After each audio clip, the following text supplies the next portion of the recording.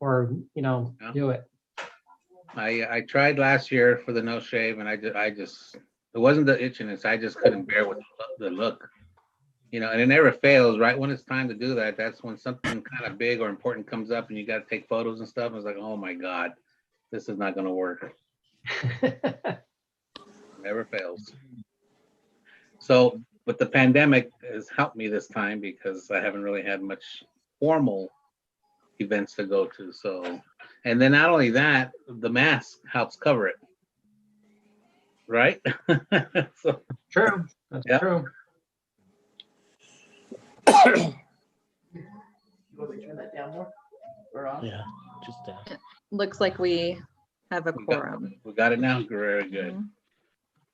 All right. Well, I got 1:30 on the nose, so let's get started, everybody. We're going to call to order this Western Riverside County Programs and Projects Committee. Madam Clerk, well, let's do our Pledge of Allegiance first. So you all stand up and join me in the Pledge of Allegiance. Ready? Begin.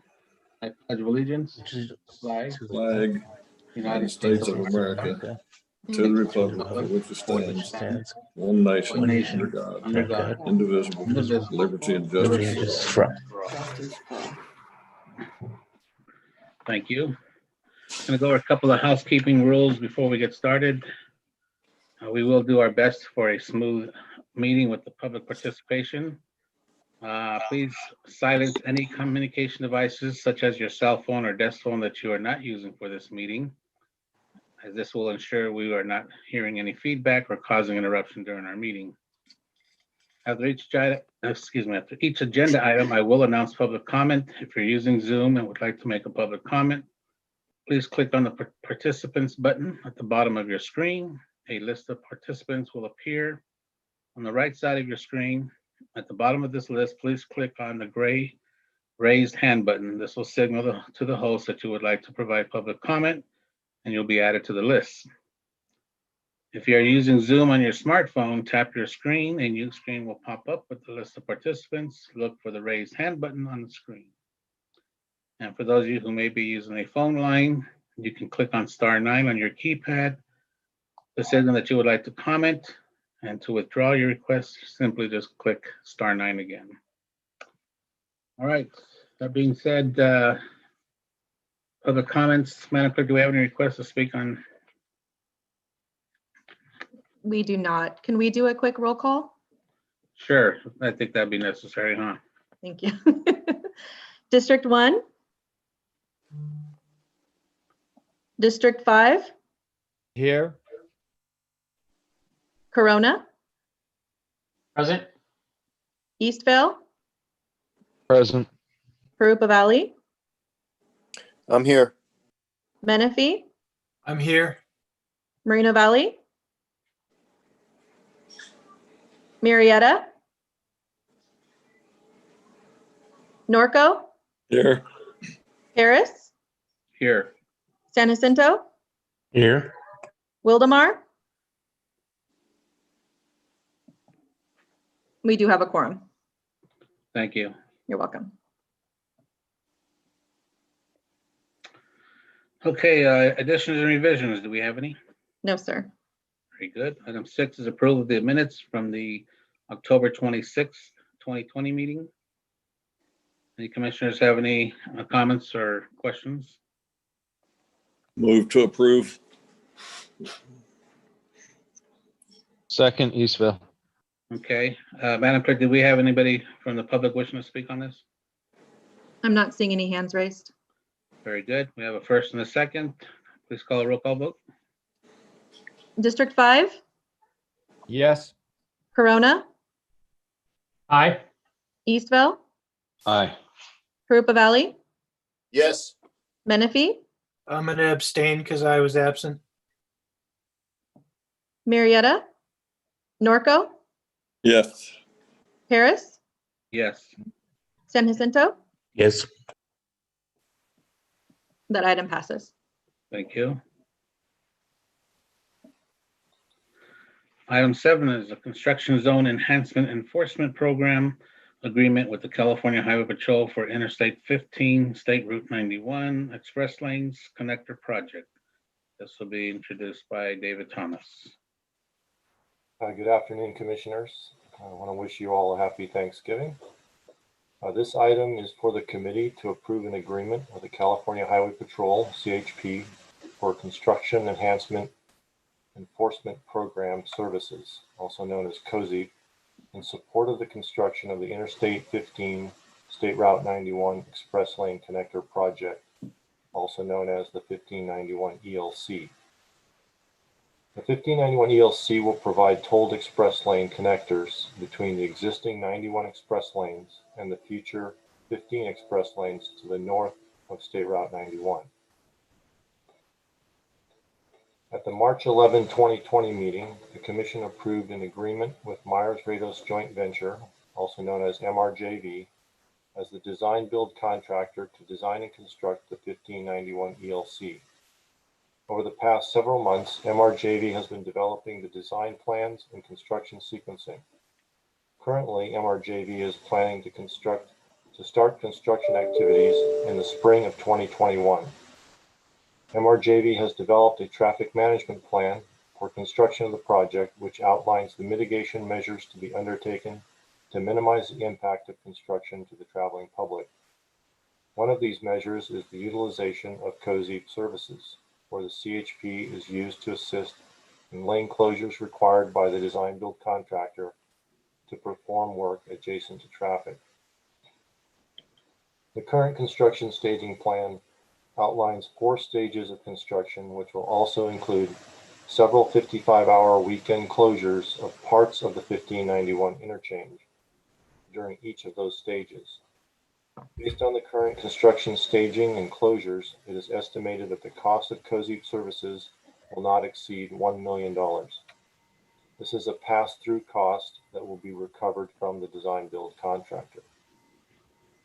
Staff recommends that this committee approve this agreement with the CHP for COSI services in support of the construction of the 1591 ELC for a total not to exceed amount of $1 million, and authorize the chair or the executive director pursuant to legal counsel review to finalize and execute the agreement on behalf of the commission and forward to the commission for final approval.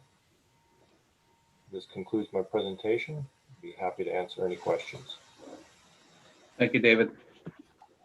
Any board member have any questions or comments for David? Madam Clerk, do we have any public requests to speak on this item? I am not seeing any hands raised. Very good. At this time, I'll entertain a motion for approval. So moved. Second, Eastville. All right, please call roll call vote. District 1? District 5? Yes. Corona? Aye. Eastville? Aye. Krupa Valley? Yes. Menifee? Yes. Marietta? Yes. Norco? Yes. Paris? Yes, San Jacinto? Yes. The item passes. thank you. Item 8, Amendment 7 with Michael Baker International for the Santa Ana River Trail Project. This will be presented by David Lewis. Thank you. I have a presentation, Lisa, please.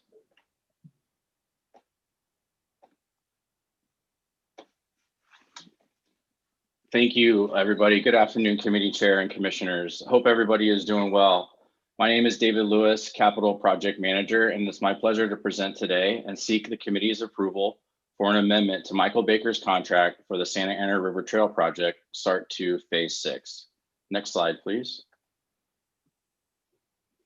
As you will see on this slide, the project begins just west of the 9171 interchange, connects to the Chino Hills State Park, traverses through the Green River Golf Course, then crosses the BNSF tracks, providing a connection to a future Orange County SART project. Please note the orange segment off to the right side of the slide, which was added to our project. Next slide, please. It is important to note a couple key elements related to the SART. RCTC has been managing this project for the Parks District since 2017. This is also one of the last remaining segments or missing links in the 110-mile trail from the mountains to the sea. The multi-use trail will be ADA accessible and get to be enjoyed by bicyclists, pedestrians, and equestrians. Lastly, all of the commission's costs are reimbursed by the Park District. Next slide, please. In November of 2017, the commission awarded the contract with Michael Baker International to complete the environmental document and final design. We are currently 50% complete with the environmental document with an expected completion in late 2021. We are scheduled to complete the final design by spring of 2023. With that, and as the project has advanced, the team has encountered several scope changes due to coordination with various stakeholders. Next slide, please. The scope changes involve a substantial amount of additional work and resources to complete the environmental analysis and final design. The first change identified is the incorporation of the gap trail section, which are shown in orange on the map we saw earlier. This was excluded from other previously delivered trail sections, so the Park District requested that this be added to our project. There were changes to the environmental document and technical studies as a result of this gap section, as well as 2 new bridges. A bridge over the Aliso Creek was added because the impacts to the creek from an Arizona crossing were deemed to be too extensive, and the bridge over the BNSF tracks became a much larger bridge capable of carrying vehicles. This is to meet the needs of the County of Orange, who own the Green River Golf Course and other property north of the BNSF tracks. Staff has reviewed the proposed cost change of $962,088 and believes it is fair and reasonable for the additional services needed. It is important to note that the majority of the additional budget is due to the design of the larger BNSF bridge. Once again, all of the project costs, including construction, environmental, design, and RCTC staff costs, are reimbursed by the Park District. The Park District has concurred with the additional scope of work and budget for these changes. Next slide, please. It's been a pleasure presenting to this committee. This concludes my presentation. I hope everybody has a happy and healthy Thanksgiving. I'm happy to answer any questions. Thank you. Thank you, Dave. Appreciate that. Madam, any members have any comments or questions for David? Commissioner Speak has his hand raised. Okay, Wes. Thank you, sir. I just wanted to commend RCTC for taking this on. It's a very, very important trail system. It's been, laboring, and I use that word on purpose, for many, many years. And I'm very encouraged to see this step, this last step, well, one of the last steps forward to get this connected. So again, thank you, and thank you, Mr. Lewis, for such a great synopsis. And with that, I'd love to make the motion. I also have Commissioner Benton with his hand raised. Okay. Thank you. David, if you could help me a little bit, why was the bridge not anticipated originally? Well, we did have a bridge anticipated in the original scope of work. It was a prefab pedestrian bridge that would really only accommodate pedestrians using that. This new larger BNSF bridge is a vehicle-loaded, cast-in-place concrete bridge. A substantial amount of extra work, goes into designing that. So that's the reason for the increase of it's just a different type of bridge. And the purpose of the vehicles is what, for maintenance, be able to cross over for maintenance? Yeah, that's correct. Orange County is a key stakeholder. They own the Green River Golf Course, and they use the current at-grade crossing for maintenance activities. And also they own property on the north side of the track. So they wanted to keep that crossing utilized for heavy construction equipment in case they ever want to redevelop that land. Okay, and then they will be able to get the bridge up and down as it comes from the north before affecting the building to the south? Is that correct? Are you talking about the golf course property? Yes. Yeah, we are not going to impact the golf course physical property. We do have to require some right of way for where the bridge is going to land. It's going to impact a little bit portion of the driving range, but not the golf course structure, if that's what you mean. Okay. Yes, thank you. Yep. You're welcome. That was all. Thank you, Mr. Chair. Mr. Chair, San Jacinto seconds. Sure, go ahead. Okay, anybody else before I got a call for a public comment? Madam Clerk, do we have any requests to speak? No, sir. Okay, I can't see everybody else too. Any more hands? No. All righty, very good. I'll entertain a motion. We got a motion. Do I have a second? Well, we have a motion and now we have a second. My bad. Okay, please call roll call vote. District 5, Yes. Corona, Aye. Eastville, Aye. Harupa Valley, Yes. Menifee, Yes. Marietta, Yes. Norco, Yes. Harris, Yes, San Jacinto. Yes. That item passes. very good. Item 9, City of Riverside funding request for 3rd Street grade separation project. This will be presented by Jillian Guizzato. Good afternoon, Chair Vargas and committee members. I do have a PowerPoint presentation. Thank you. Have you ever gotten stuck on a local road waiting for a train to pass? Does your head go the same place mine does? Oh, please be a Metrolink train and not a freight train. Because if it's not, I know it's time to turn the car off because I'm going to be there a while. And doesn't it always seem to happen when I'm running late? For some of our county's residents, the experience I just described is a daily occurrence. For other residents, the blaring train horn the engineers have to sound at every at-grade crossing serves as their alarm clock hours before it's actually time to get up. This is the case for more than 20,000 residents that live within a 1-mile radius of the 3rd Street at-grade crossing, just to the northeast of the Riverside Downtown Metrolink station. Next slide, please. Here's a vicinity map of the 3rd Street at-grade crossing in the city of Riverside. The large purple shape slightly above center is where the crossing is, and you can see its relative location to the Riverside Downtown Metrolink station. Next slide. The 3rd Street at-grade crossing poses numerous challenges to immediately adjacent residents, active transportation users, and emergency responders.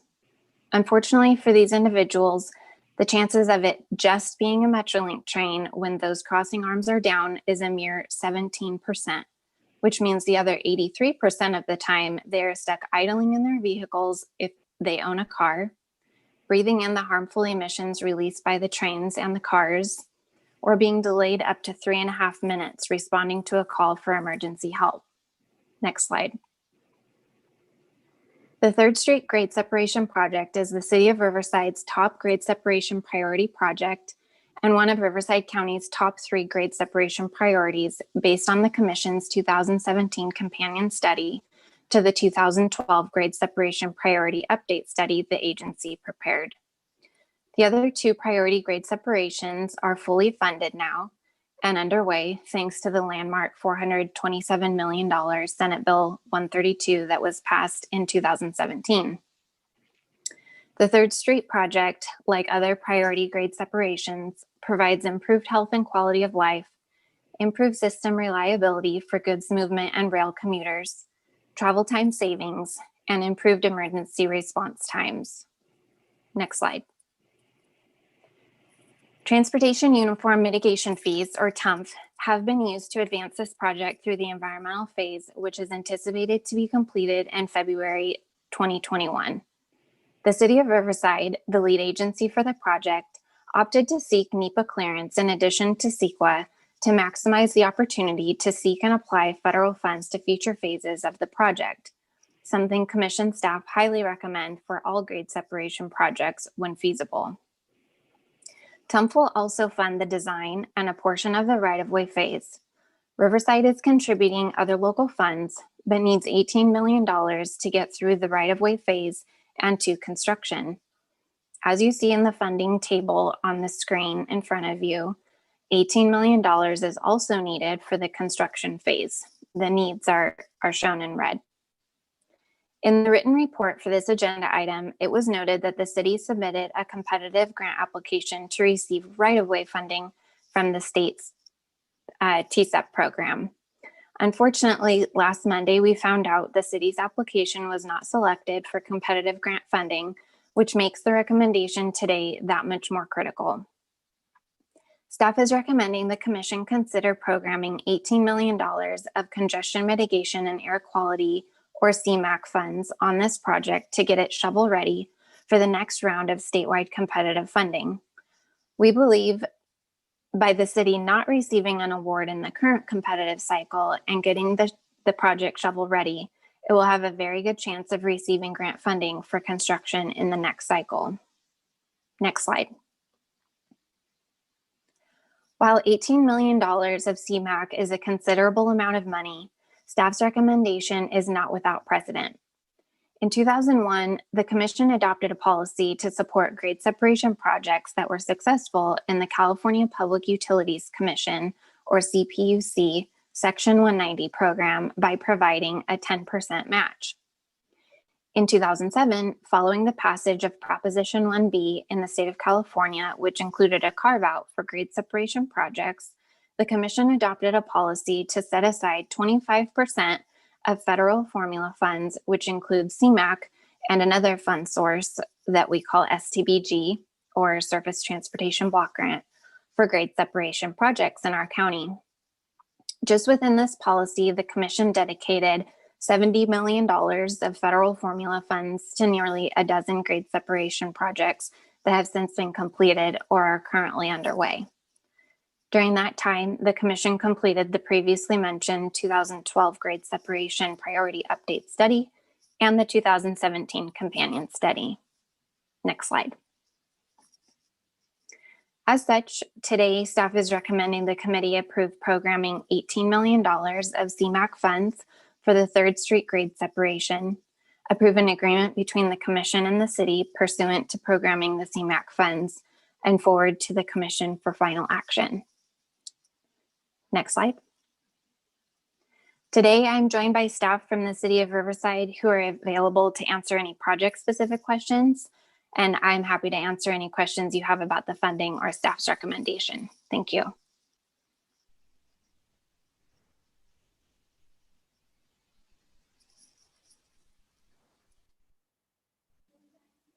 Thank you, Jillian. Commissioners, anybody have any comments or questions? You have a question from Commissioner Hewitt. Supervisor, go ahead, please. Yeah, thank you, Chair. And this is not so much a question, but more of a comment and getting us thinking in a certain direction for maybe even in the future. This is something, you know, grade separations are extremely important. And of course, they're extremely expensive also. They cost a lot of money. This affects about 22,000 people, as you said.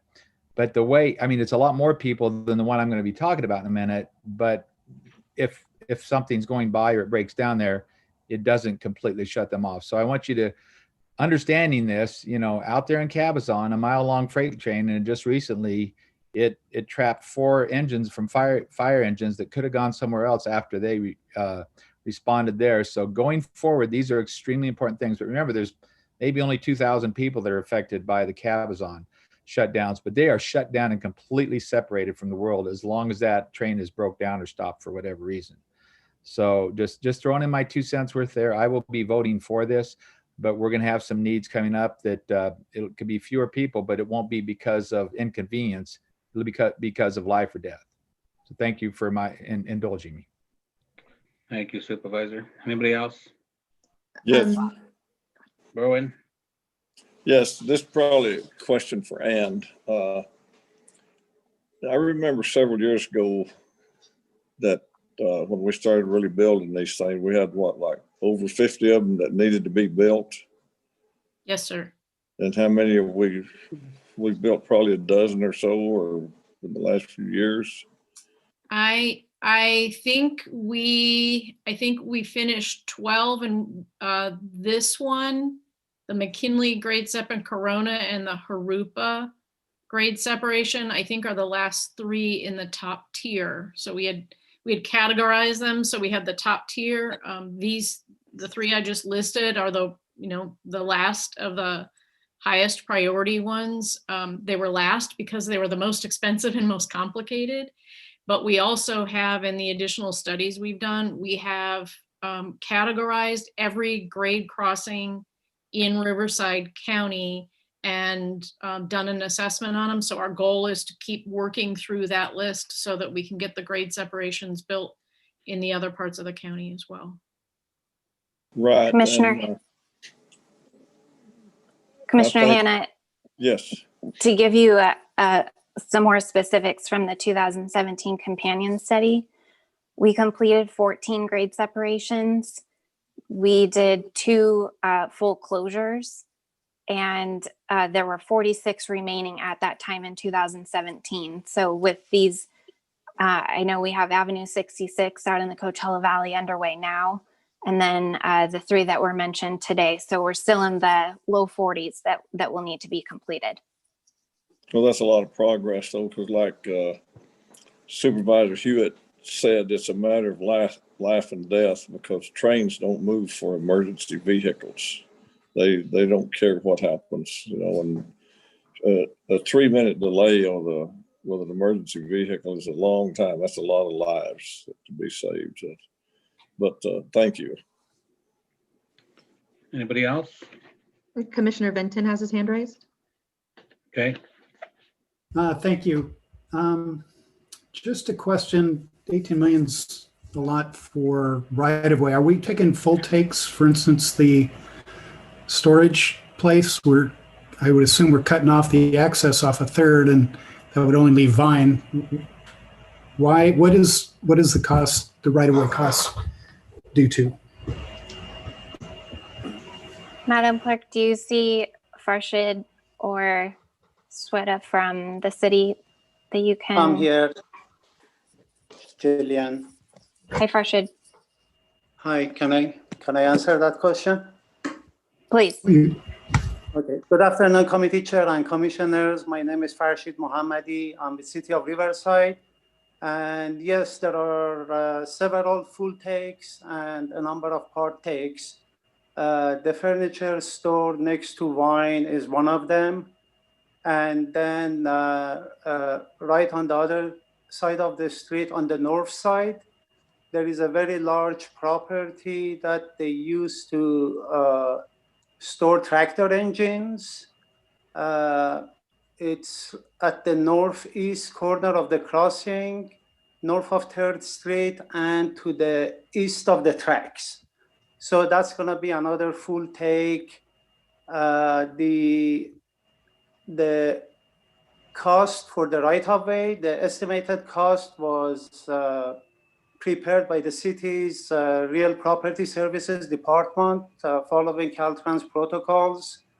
And it includes the full takes, the part takes, relocation costs, and some staff costs. Okay, thank you. And although these are major takes, and I can tell the construction is going to be quite difficult, I will be voting for it. Thank you. Anybody else? Commissioner Speak. Yeah, I just had one question. Mr. Mohammadi, thank you very much for the details. Is the Blue Banner citrus cooperative there, are they being left alone on the south side? Not entirely. There's going to be a part take. We're going to have some retaining walls, and the road is going to be slightly realigned to the south. Okay. And then the tracks are going to get permanently shifted to the east. So the Blue Banner is going to get impacted somewhat. Right now, we don't anticipate a full take at that location. Not at the building where the historic building is? Correct. Okay, great. Thank you. Yeah, that's like a very tough project. My office is just down the street, so I'm very familiar with A, the weight, and B, the buildings there. I know that the storage, which the old packing house on the north side, they just finished doing a so a large addition. So we're hopefully not going to be taking any of those brand new buildings, right? Correct, correct. We are not touching that. Okay, good. All right, thank you. Thank you. Anyone else? Commissioner Bergson, Brian, go ahead. Yes, thank you, Mr. Chair. My question is simply has to do with the funding mechanism. So we didn't get the funding this go around, and possibly we'll get it the next go around. But the 18 million that we're talking about programming into this would, if there's a success in obtaining the future funding from the state, does that 18 million come back to us, or any part of it come back to us, or are we out the whole amount? No, unfortunately, once if the committee and the full commission approves this $18 million programming of CMAQ funds, once it gets used on right of way, it will indeed be used, and there won't be a way, unfortunately, of sort of recouping those costs. We had been hopeful for the city that they would receive, the request under their current competitive application for right-of-way funds, and we would maybe be able to apply the 18 million that we're bringing forward to you today toward the construction phase, and then they could pursue funds again in that next phase. But with the way that all of the state and federal competitive program guidelines are written that I've seen, they do not allow for previously incurred costs to be reimbursed in any way. So a follow-up question is, when is the next go around? How far out is that? CTC has not released any official dates, but based on the current cycle of funding that they're wrapping up now and making just really staff recommendations on, we're anticipating that the next cycle would be in fiscal year 22. So right around the corner. For the current cycle, they were a little bit behind. So they're actually at the December CTC meeting, which is next week, I believe. They will be allocating funds for the current fiscal year, and then I believe 2 fiscal years after. So they're a little behind because they should have been allocating these funds, prior to the start of this fiscal year, so that agencies could get started on using the funds. So we're anticipating the next cycle being hopefully awarded maybe around spring of 2022. Okay, which so means it's we would a ways out, yeah. Yeah, I would anticipate that we will probably be submitting applications maybe toward the end of next year if they're able to, they have to update their guidelines and have several processes that they need to complete before putting out the next calls for projects. But I think if they can get the timing to work out, I would anticipate that we'll be submitting applications toward the end of next year. So not actually too far out when you consider how long these things take. Well, I certainly agree that it's not too far out, but it is basically a year delay. If we don't approve this today, that just puts it back on the shelf for at least a year. And I think, as many of my colleagues have mentioned, it's not just an inconvenience for the 20,000+ people, but emergency vehicles or trains break down. It's not just necessarily waiting for a train to pass. It may be stopped for several hours if there was a pedestrian strike. So, I'm going to definitely support this. I was just trying to figure out if we had any other payback or other options. That was all I had. Thank you. Thanks, Les. Anybody else? Okay, do we have any members of the public wishing to comment? I'm not seeing any hands raised. Very good. All right, I'll entertain a motion to approve. Norco move to approve. Corona, second. Got a first and a second. Please call a roll call vote. District 5, Yes. Corona, Aye. Eastville, Aye. Carupa Valley, Yes. Menifee, Aye. Marietta, Yes. Norco, Yes. Paris, Yes, San Jacinto. Aye. The item passes. very good. Item 10 is our commissioners and staff report. Any commissioners have any things they'd like to report? Commissioner Hannah has his hand raised. Rowan? Yeah, Mr. Mayor and Ann and everybody, I just wanted you to know that Councilman Hoffman from Norco joined in with us today. He's going to be replacing me on RCTC. So he joined in on Zoom today to see what we do. Are you there, Ted? Are you there, Ted? Thank you, Berwin. I'm here. Okay, I appreciate you inviting me. thank you. Glad to have you, Ted. Thank you. Bye. I don't see any other commissioners waving their hand. Well, Wes, go ahead. Sorry, really quick. I just wanted to say a thank you, public thank you to RCTC and partnering with the city of Corona and getting that $10+ million grant from the trade corridors operations trade corridors enhancement program, and it's greatly needed. And we're want to say again publicly a thank you from not only me but from our council and from our residents. Thank you. Okay. Clint?